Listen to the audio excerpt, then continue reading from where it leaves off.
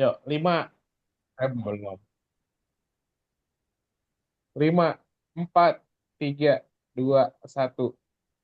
Oke, teman-teman kembali lagi di Suara Juventus ini. Kali ini kita akan merekap-rekap pertandingan-pertandingan yang mana sudah dilalui sama Juventus sebulan ke belakang. Dan juga nanti gue tanya beberapa harapan dan juga bagaimana sih, apakah bisa Juventus di next month ber berbicara banyak di kompetisi domestik dan juga internasional, khususnya di ICL.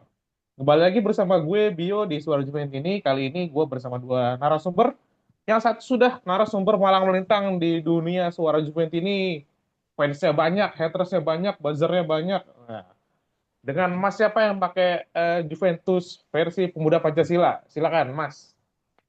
Halo, Assalamualaikum warahmatullahi wabarakatuh. Salam sejahtera untuk Waalaikumsalam. semuanya. Om Swastiastu, Namo Buddhaya. Salam kebajikan. Ya. Gue Suryo Juventini dari West Java, lah, Depok. Wah, udah lama banget nih gue nggak denger salam salam yang ikonik gitu dari Mas Suryo. Udah kangen banget, udah lama gak siaran sama Mas Suryo. Ya, sebelahnya nih ada abang atau om ya, karena ini gue kalau gue tanya sama dia jaraknya jauh banget nih. Dia demen Juventus dari zaman Platini, gue demen Juventus Wah, dari zaman CR7 nih. Jadi jauh banget gapnya. Dengan bang siapa nih? Halo, gua Ricky Andreas. Selamat kenalan, Tora Juventini. Gua Juventini dari Cibubur. Wah, Cibubur deket nih. Gue Juventus ini dari Cipayung, tetanggaan Cibubur sama Cipayung dempetan tuh. Dekat. Ya, kita langsung bahas tentang Juventus, performa Juventus di beberapa pertandingan yang sudah dilewati. Ada beberapa pertandingan yang sangat kita sayangkan hasilnya kurang bagus dan juga tidak mengenakan secara hasil dan juga secara pertandingan di lapangan. Cuma sekali menang Juventus di bulan kemarin, ini menunjukkan bahwa Juventus memang sedang tidak baik-baik saja. Nah, performa ini banyak dihujat sana sini di media massa manapun Juventus kena hujat Bianco seri dan akhirnya jadi kalah juga, jadi nggak jadi seri lagi, jadi kalah aja gitu. Jadi badut-badut di grup WhatsApp dan juga di Twitter apalagi tuh menggema tuh Juventus Mota out atau juga Cops flop flop minor malah banyak dicerca di sana. Mas Rio tanggapannya gimana soal eh, performa Juventus ke sebulan belakang ini di bulan Januari ini kayaknya memble banget ya kita. Kayak bukan Juventus, bukan tim besar gitu. Macam kayak Cagliari, Fiorentina banyak yang sampai harusnya Juventus nih setara sama Como nih yang dari pemain-pemainnya ya nggak ada link up sama sekali di antara pelatih dan juga pemain. Mas Yuda tanggapannya gimana? untuk hasil tentu saja kecewa ya, karena di kompetisi Serie A sendiri tidak bagus, kemudian di UCL kemarin malam kita saja baru kalah dan itu tentu saja mengecewakan gitu. Apa pola yang dipergunakan Thiago Motta ini loh, ya kan? Lu sebagai coach ya kan, lu baru harus sadar gitu. Ini pola didik atau pola pattern ya, pattern ya kita pola didik bukan guru ya, Ya, tapi pattern atau formasi macam apa yang memang menjadi andalan menghadapi tim-tim yang gede gitu. Tapi gue nggak bisa bilang Benfica gede juga sih semalam lawan Liceo.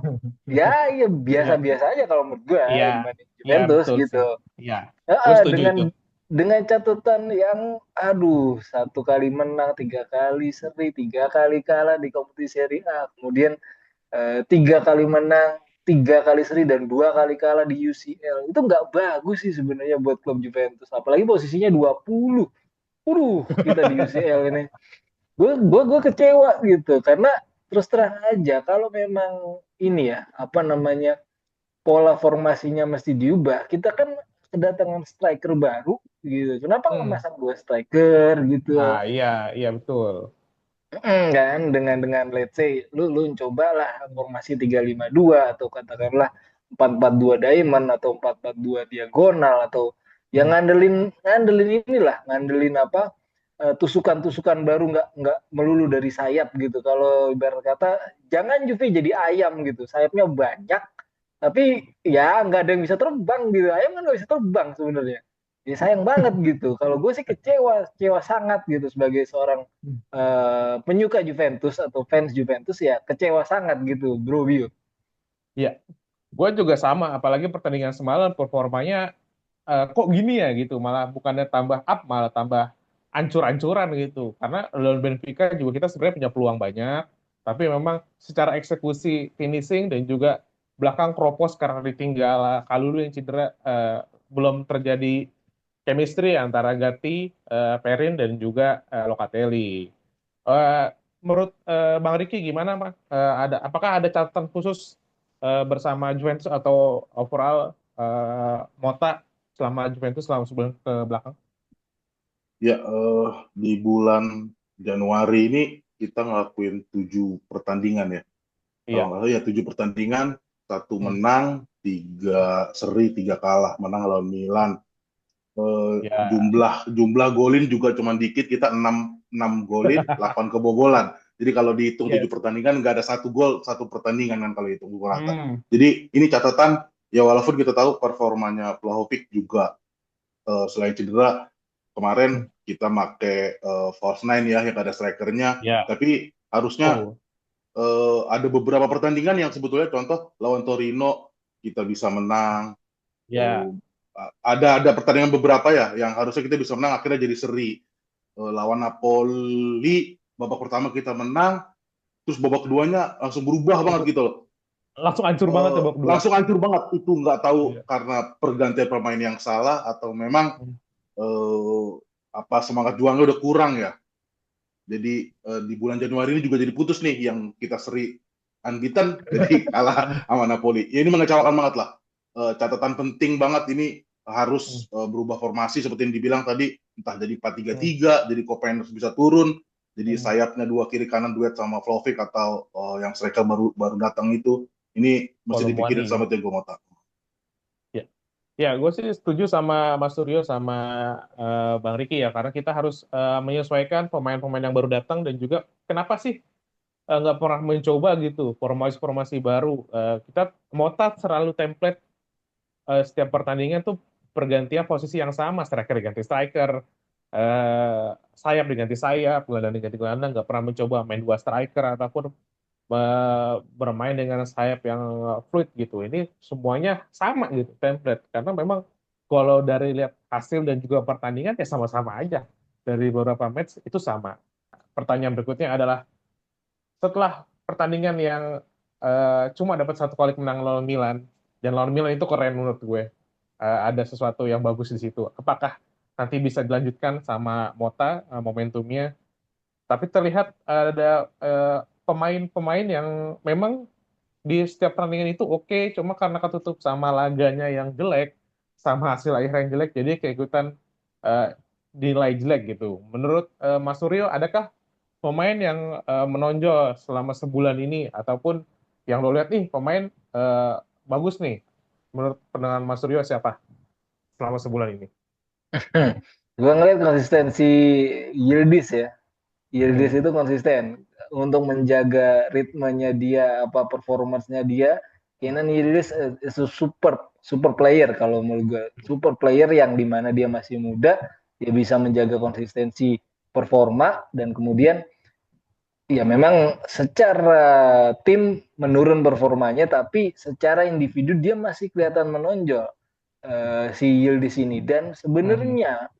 sebenarnya kalau gue ngelihatnya Kalulu dan Gatti sudah memberikan hasil yang maksimal sangat di mana mereka tidak pernah tergantikan dalam tanda kutip ya, entah Mota Hmm. nggak mau ngeganti atau memang mereka dirasa kunci, tapi konsistensi terhadap permainan dan terhadap staminanya itu luar biasa. Menghadapi Yes. 1.600 menit lebih mereka bermain, itu itu itu kaki apa balik lagi gitu kan, itu kaki apa robot gitu. Wah itu gila itu, dengan apa ya, dengan padatnya jadwal kita, kemudian pressure yang ada, nggak ada pengganti atau memang mau tanya nggak mau ganti gitu. Kalau gue menurut gue ada tiga, Yildiz, Gatti, Kalulu, bro. Nah, pertanyaannya adalah, ada nggak pemain yang menurut Mas Suryo di bawah ekspektasi secara permainan ataupun secara harusnya secara profile dia bisa main di posisi ini, cuma pas in game nih ternyata flop banget, nggak bisa cair selama sebulan ini. Ada nggak, Mas Rio? Ya permain seharga 50 juta euro itu yang lawan UCL, gue tiba-tiba kok rambutnya berubah gitu kayak boy band. Gue kira itu Douglas Lewis menandakan ya. gue kira itu menandakan peningkatan performa atau katakanlah buang Hmm. sial, tapi ternyata ya memang Hmm. nggak cocok sama skema gitu. Iya. Sering salah ini umpan, Hmm. salah persepsi, kemudian salah posisi, Hmm. dan itu nggak semestinya. Dia kan ini ya IPL juga, maksudnya bukan kasta yang Alumni. oke, Iya, alumni IPL bukan berarti benar. bukan bukan dari kasta championship gitu loh. Hmm. Gitu. Masa lu mainnya kayak gitu sih gitu, sayang banget. Dan ini kelemahannya Mota dulu, dia tidak mengganti pemain ini yang semestinya itu Hmm. diganti. Kalau memang sudah 60 menit lah ini, ya katakanlah gua kalau kalau gue jadi Mota itu 45 menit pertama lumayan jelek, gue ganti Douglas Luiz kalau menurut gue ya. Di samping ya memang kemarin Locatelli juga Hmm. agak flop ya waktu tackle di penalti, tapi Ya, ya betul. lawan Benfica dia ini kok improve kok performancenya. Gue agak ngablu-ngablu sama bukan sorry, sama Douglas Luiz ini gitu. Aduh, apa jangan-jangan ini digait cuman gara-gara pacarnya ya kan? Karena Tapi satu ya paket ya. iya, tapi ya pacarnya juga di Juventus Women juga nggak menonjol-menonjol amat gitu. Ya kalau menurut gue itu flopnya Douglas Luiz. Oke.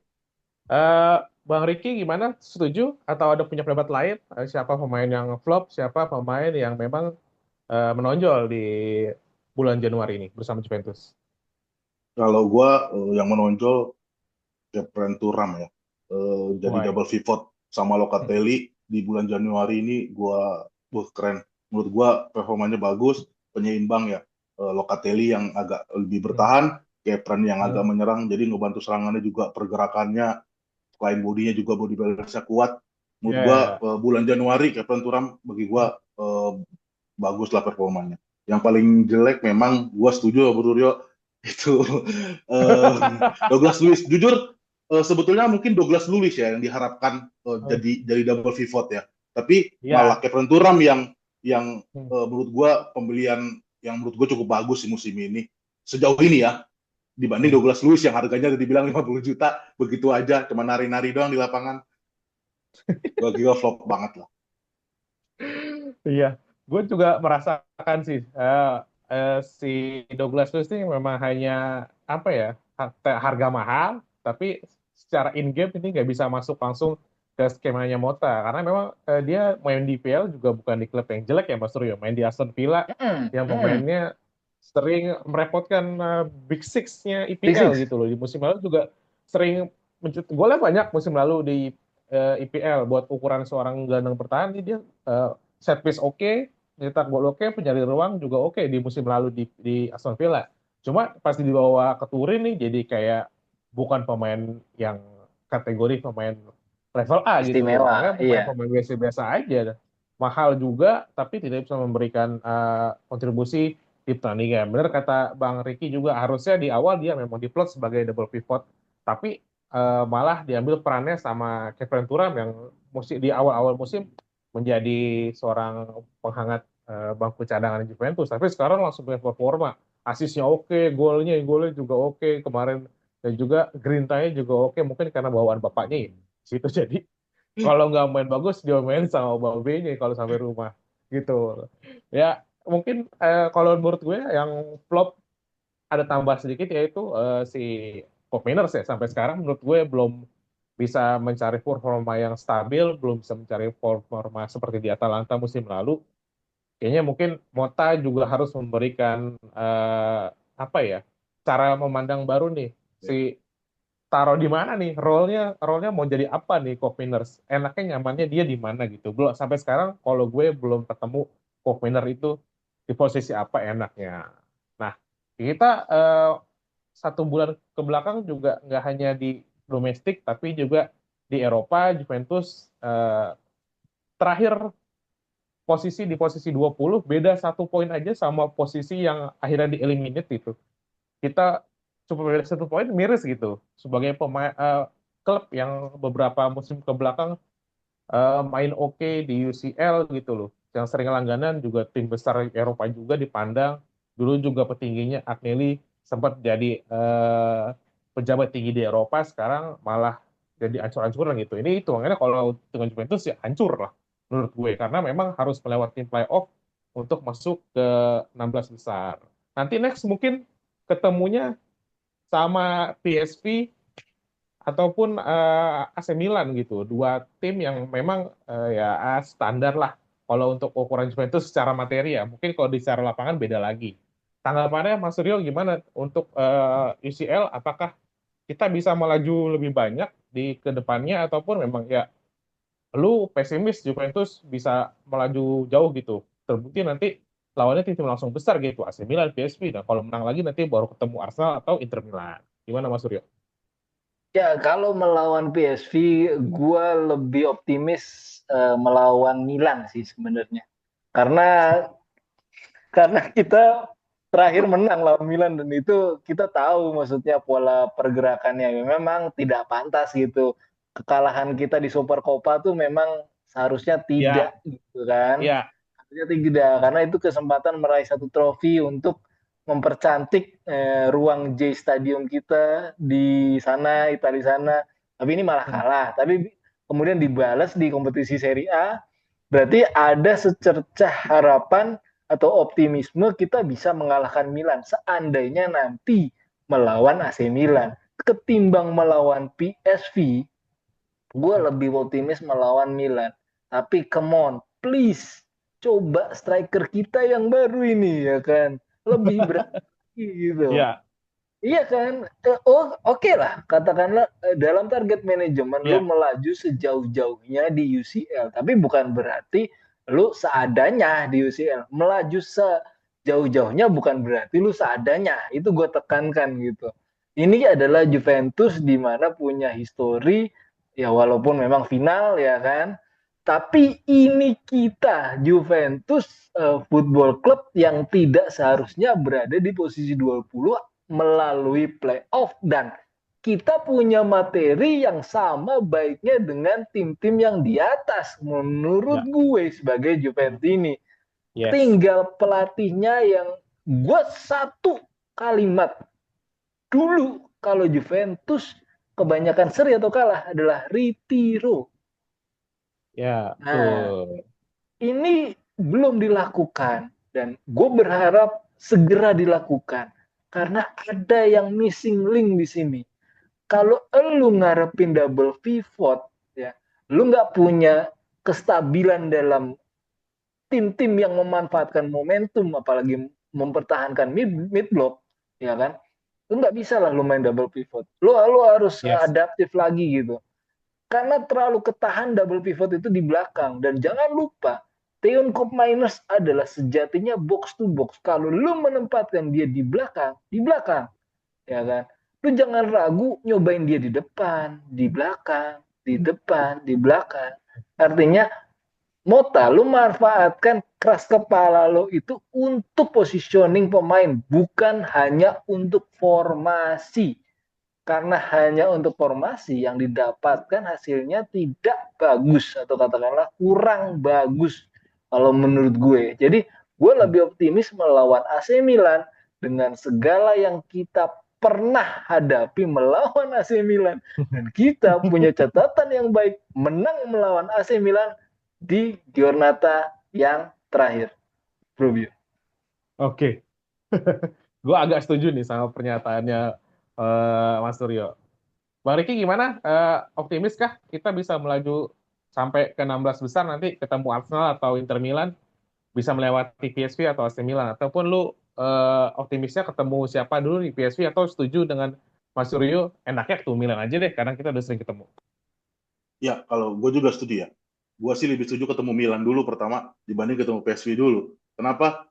Kalau Milan jelas Mota udah berapa kali ketemu dan walaupun kalah di Super Copa kemarin tim menang, gue rasa lebih ada gambaran apa yang harus dilakukan strateginya dibanding ketemu PSV Eindhoven yang gue rasa Mota juga belum tahu. Karena Ya, lawan-lawan yang belum pernah, contoh lawan kemarin klub Brugge, Benfica, ya, waduh itu menurut gua dia karena belum nggak tahu ya mungkin dia belum pernah ketemu iya, seperti apa permainannya akhirnya jadi hancur menurut gua.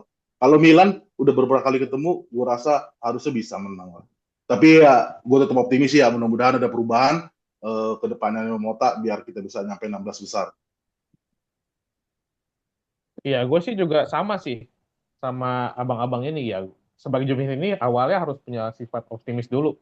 Dan juga nanti kita lihat apakah ada perubahan dari Mota. Semoga aja ada, kita bisa langsung melaju nanti ketemu tem- tim-tim yang mana langsung ketemu tim besar nanti ketemu di next round-nya bisa ketemu Inter Milan atau Arsenal. Nah, dua-duanya nanti mungkin kita mungkin juga lebih memilih ketemu Inter Milan ya daripada ketemu Arsenal karena memang sudah hafal gitu cara mainnya dan juga poin pemainnya juga sering ketemu di liga.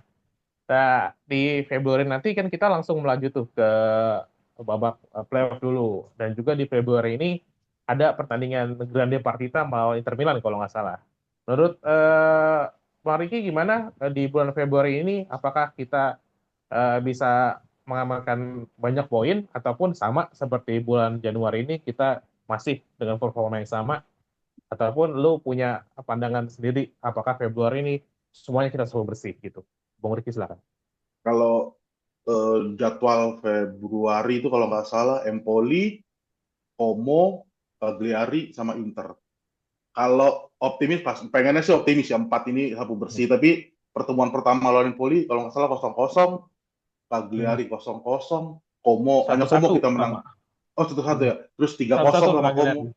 Ya Hmm. sama sama ini 4-4 sama ya sama Inter. Iya. Jadi kalau dibilang agak riskan ya karena timnya pertandingan pertama seri. Tapi buat tetap optimis kayaknya dapat lah kita poin penuh lah harusnya. Hanya yang sulit memang Inter tinggal tapi kita main di kandang sendiri kalau nggak salah ya. Iya, betul. Main sendiri harusnya bisa lah kita poin penuh di bulan Februari ini. Ya, gue juga berharap ya Februari ini menjadi batu loncatannya Juventus agar bisa sampailah minimal 4 besar. Mas Rio, tanggapannya Februari apakah jalan terjal lagi ataupun agak mulus nih di bulan Februari? Gaspol lah. Kalau karena kan gini, peringkat kita 5 di klasemen, tapi tabungan apa namanya tim-tim lain akan pertandingan yang belum dijalankan di bawah kita tuh masih ada. Jadi riskan sebenarnya posisi 5 di klasemen kita ini kalau nggak gaspol. Melawan Empoli harus menang, melawan Como harus menang, Cagliari harus menang, lawan Inter pun harus menang. Karena kita kalau gua udah berbicara sekitar 1 tahun yang lalu di Suara Juventus ini itu Kepren Turam lebih baik daripada Marcus Thuram. Nah, Iya, iya, kalau menurut gua, iya, kalau menurut ya gua, sama, sama. iya kan, kalau menurut gua, ya kan, nggak tahu soal Interisti atau yang lainnya gitu. Dari mana bos, segala macam, ya kan Marcus kan, tetap kalau menurut gua kayak Turam itu lebih bagus daripada Marcus Thuram. Buktinya adalah 4 sama, ya kan, di mana Iya. adiknya baru bermain di Liga Italia tahun ini, Hmm. sedangkan kakaknya sudah malang melintang lebih daripada adiknya di Lega Calcio, ya kan? Di mana adiknya bisa memanfaatkan kelemahan kakaknya dan kakaknya belum bisa memanfaatkan kelemahan adiknya. Buktinya 4 sama gitu loh. Kecuali kalau Inter menang ya, itu beda lagi Hmm. gitu kan.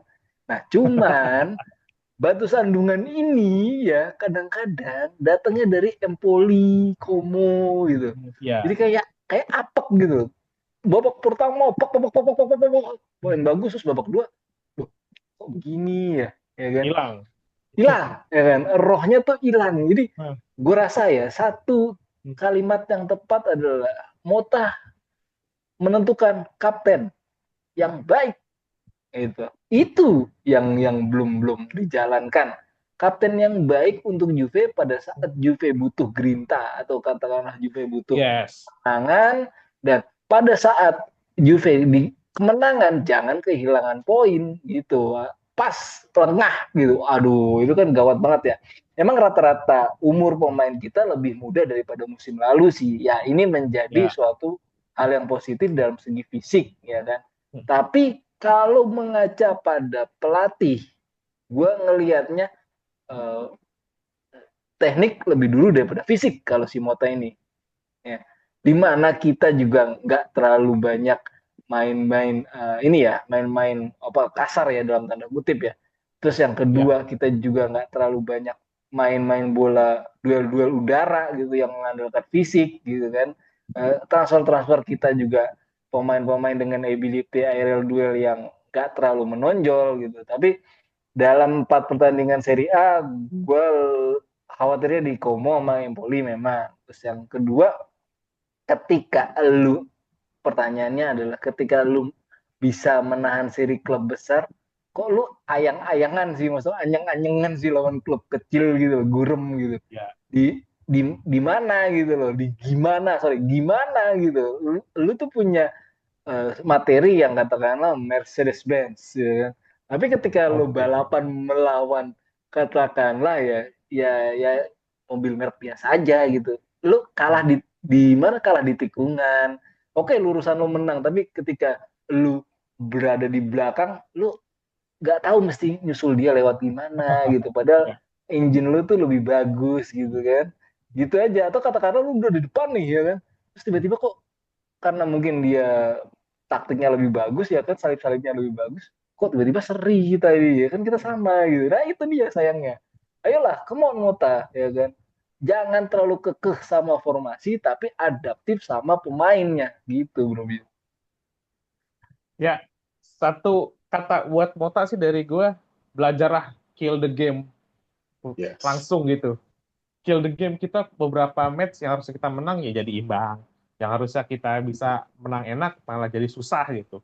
Harusnya memang Mota bisa memberikan rasa lapar untuk kemenangan karena memang kita udah lama banget nggak menang. Harusnya kembalikan semangat gerinta-gerinta Juventus yang dulu sampai di belakang kerah nih ditulis kemenangan adalah penting, yang penting adalah kemenangan. Intinya adalah mencari kemenangan. Karena di Juventus kalau nggak menang ya itu bukan semangat Juventus. Banyak sudah legenda yang berbicara seperti itu. Oke, sampai sini aja perjumpaan kita mengenai rekap Januari dan juga harapan kita tentang di Februari. Terima kasih buat Mas Suryo dan juga Mas Bung Riki. Bung Riki ini membershipnya Suara Juventus ini. Gue mengucapkan terima kasih banyak buat Siap. Bung Riki yang sudah menjadi membership kita, aktif banget di grup, dan juga nanti kita juga mungkin suatu saat bisa off air ya, Bung Riki ya. Siap. Bisa Siap. ketemu langsung untuk off air bahas Juventus. Menarik, unek-unek. Buat teman-teman yang mau kayak Bang Riki Andreas nih bisa banget nih, langsung aja di sini di bawah ada klik join atau gabung, nanti bisa langsung masuk ke grup WA-nya Suara Juventus ini 24 jam non-stop membahas Juventus. Mau pertandingannya udah kelar sampai 12 jam berikutnya juga masih dibahas. Dan juga lagi Mercato nih, banyak pemain-pemain yang kita bahas juga di grup itu, dan juga nanti bisa langsung join siaran seperti ini, atau juga nanti bisa offline ketemu kita langsung, kita ngobrol langsung unek-unek yang dikeluarin tentang Juventus, atau mau ngomongin tentang legenda match yang memorial, bisa banget nanti join aja langsung di bawah sini. Dan juga jangan lupa komen, like, dan juga share juga, dan juga subscribe-nya, apalagi untuk kemajuan channel Suara Juventus ini. Akhir kata, terima kasih sekali lagi Mas Suryo, Mas Riki, untuk waktunya kali ini. Sama-sama. Ketemu lagi di Suara Juventus ini berikutnya. Terakhir kita biasa yel-yel. Vino alla fine. Forza Forza Juve. Forza Juve. Juve. Oke, udah ke. Udah, Dah, recording oke. stop. Terus stop ya. Hmm.